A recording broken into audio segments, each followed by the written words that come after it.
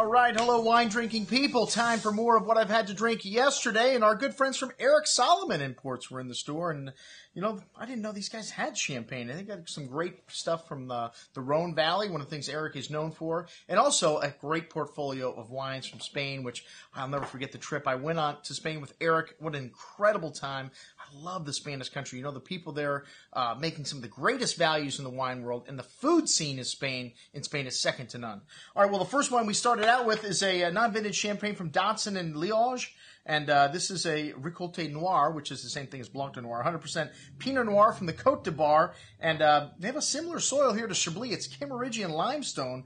And, you know, this is really nice to see people putting a disgorgement date on the back label very clearly. This wine was disgorged January 15th of 2013. And it has 8 grams of residual sugar right next to it, which is valuable information if you are a champagne lover. First of all, the disgorgement date means that 3 years ago, probably what the vintage is from. So this wine is 2010 vintage, and it's got 4 to 5 different cuvées. They do 4 to 5 different cuvées at this property, and very distinct minerality to this wine. You get that lovely chalky minerality, lemon blossoms, ginger spice, green apple fruit, really bright and fresh bouquet. And you know, there's that chalk that you get in champagne. You also get this kind of briny character, which you get this oyster bed kind of old Mediterranean, old seashell minerality from the soils from the Chablis, as opposed to more of a chalkiness you get in champagne, and just a little bit different than the other champagnes. Really Chablis-like on the palate, very crisp and bright with lemon zest. And again, that minerality shown through on the finish. Excellent juice at $55. The Bodegas Izadi Rioja Bianco, which this wine is Grenache Blanc. Oh, I didn't write the varietals down here in Viura, I believe, are the 2 varietals. A nice minerality to this, white pear, and slight touch of oak spice. Notes of white flowers and a little licorice there as well. Tongue-tingly acidity in this wine. A really bright and zesty lime citrus with that distinct mineral note and a long, zesty finish. Excellent juice.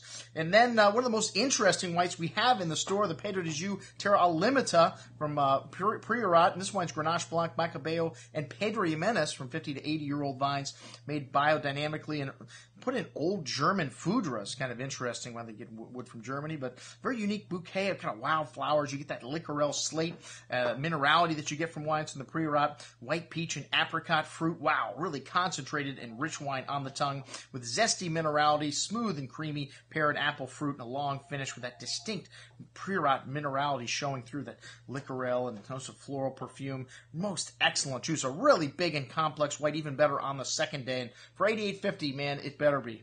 All right, the Chateau La Couletere. I'm sorry, man, I failed French in high school and in college. This is a Côte de Provence Rosé, the blend of Grenache, Cinsault, and Roll, which is Vermentino. Lovely raspberry and strawberry Jolly Rancher candy here. Note that rosemary herbal note that you get from that Roll, that Vermentino varietal showing up here, along with some white pepper spice, hints of citrus there. Really rich rosé on the palate. Lots of that red berry fruit, smooth and creamy texture, and a long layered finish. Notes of that rosemary showing up there as well. Excellent juice at $19.50. And then the Chateau Pesquis, which this is a wine from the Côte de Ventoux, one of the better values still in this portfolio at $15. And it's Grenache and Syrah 70-30, a nice amount of toasty oak spice there, coffee, tobacco, dried flowers and herbs to the red berry pie fruit. Really well endowed in the fruit department, and you know, really easy drinking red, soft tannins, a nice spice to the finish there. Very good wine, like I said, at $15. All right, Benjamin Romeo. This is the Predicator, which is a Coseca wine. The former winemaker from Ortati makes this the famous Contador wine from this winery, which scored 100 points twice. And the name of this wine, however, was inspired by a Clint Eastwood movie, Pale Rider.